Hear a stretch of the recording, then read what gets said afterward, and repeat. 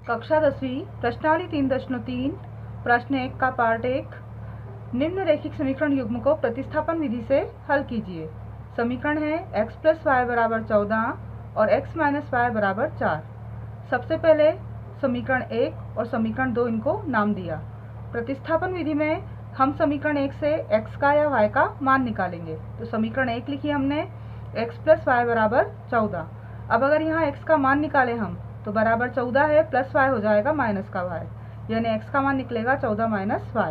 इसको नाम दिया हमने समीकरण 3 का। अब ये समीकरण 3 में जो x का मान निकाला हमने उसको समीकरण 2 में प्रतिस्थापित करेंगे हम। x का मान समीकरण 2 में प्रतिस्थापित करने पर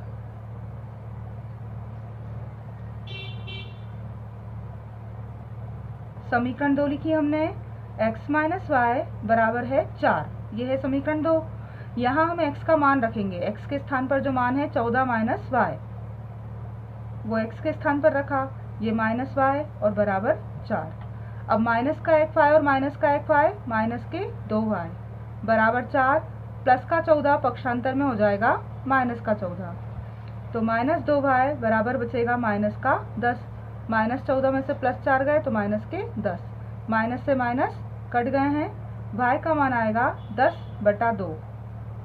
2 पंजे 10, यानी y का मान आ गया है 5। अब इस y के मान को हमें रखना है समीकरण 3 में। y का मान समीकरण 3 में। समीकरण 3 क्या है? x बराबर 14 - y। तो x बराबर 14 और माइनस y का मान 5 आया था, तो 14 - 5 यानी x बराबर आएगा 9। x का मान 9।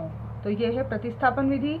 समीकरण 1 से x का मान निकालना है, उसको रखना है समीकरण 2 में, जिससे y का मान प्राप्त होगा, और उस y के मान को रखना है समीकरण 3 में, तो x का मान आएगा। तो यहाँ समीकरण के हल क्या हुए? y बराबर 5 और x बराबर 9। ये इस समीकरण के आंसर हैं। प्रतिस्थापन विधि। इसी का दूसरा समीकरण है s - t बराबर 3, s/3 + t/2 बराबर 6। सबसे पहले समीकरण 1 और 2 नाम दें। यहाँ पर समीकरण 2 में बटे में है 3 और 2, तो 3 और 2 3 दूनी 6। हम इन बटे की संख्या को हटाने के लिए पूरी समीकरण में हम काय का गुणा करेंगे? 6 का। समीकरण 1 सही है। समीकरण में इस समीकरण 2 में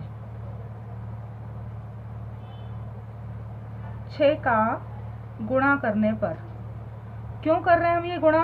क्योंकि बटे में है इसलिए, 3 दूनी 6। तो ये s/3 इसमें गुणा करेंगे 6 का, t/2 इसमें गुणा करेंगे 6 का, और 6 इसमें गुणा करेंगे 6 का। 3 दूनी 6, बचा क्या?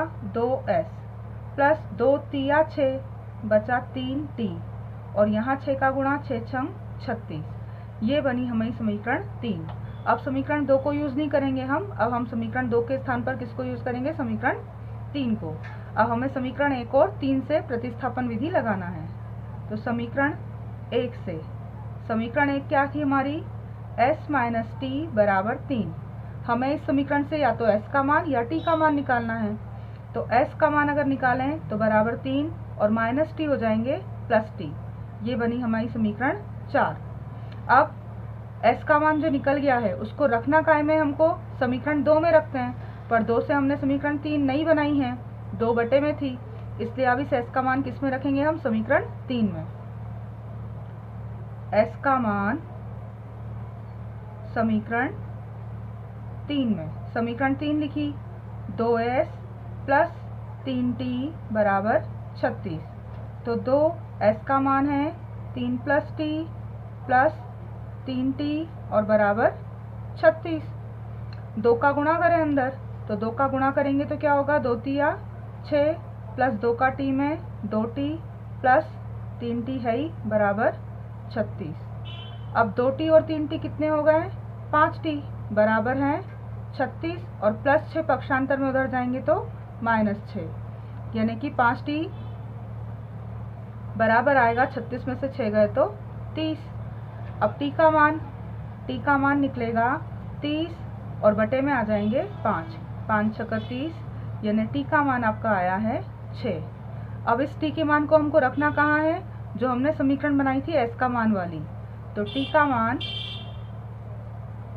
समीकरण 4 में क्या थी समीकरण, s बराबर 3 प्लस टी। तो s बराबर क्या आएगा, 3 प्लस टी का मान 6 है, तो s बराबर आ जाएगा 9। यानी इस समीकरण में t का मान 6 और s का मान 9 है।